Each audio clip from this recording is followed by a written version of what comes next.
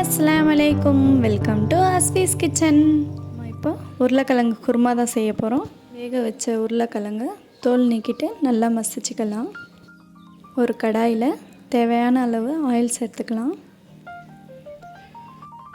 Oil heat ஆனதும் 1/4 spoon கடுகு சேர்த்துக்கலாம். 1/4 ஸ்பூன் சோம்பு, 1 ஸ்பூன் கடலைப்பருப்பு, 1 ஸ்பூன் உளுத்தம்பருப்பு. ப்ரௌன் ஆகிற வரைக்கும் நல்லா வதக்கிக்கலாம். 4 காஞ்ச மிளகாய் உடச்சி சேர்த்துக்கலாம். 2 வெங்காயம் சின்ன சின்னதாக கட் பண்ணி சேர்த்துக்கலாம். 2 பச்சை மிளகாய் சேர்த்துக்கலாம்.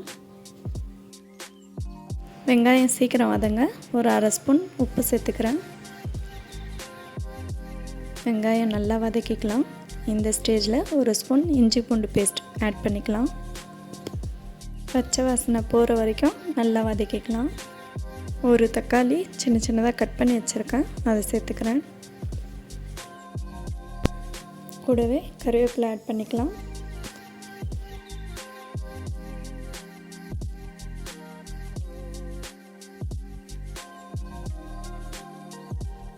கால் ஸ்பூன் பெருங்காயம், 1 ஸ்பூன் மிளகாய்த்தூள், 1/4 ஸ்பூன் மஞ்சத்தூள். இந்த மாதிரி நல்லா வதக்கிக்கலாம். ஒரு பவுலில் 2 ஸ்பூன் கடல மாவு எடுத்துருக்கேன். கொஞ்சமாக தண்ணி சேர்த்து நல்லா கலந்து விட்டுக்கலாம்.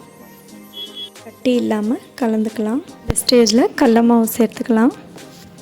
மீடியம் ஃப்ளேம்லேயே ஒரு 5 நிமிஷம் வேக விடலாம். இந்த ஸ்டேஜில் நம்ம உருளைக்கிழங்கு சேர்த்துக்கலாம்.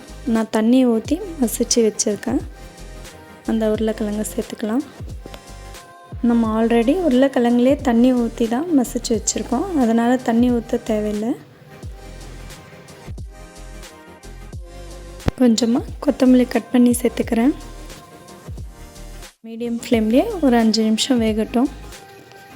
இந்த குருமா தோசை, இட்லி, சப்பாத்தி, பூரி எல்லாத்துக்கும் சூப்பராக இருக்கும். இந்த மெத்தடில் குருமா ட்ரை பண்ணி பாருங்கள், ரொம்ப சூப்பராக இருக்கும். எல்லாருக்கும் பிடிச்ச மாதிரி உருளைக்கிழங்கு குருமா ரெடி.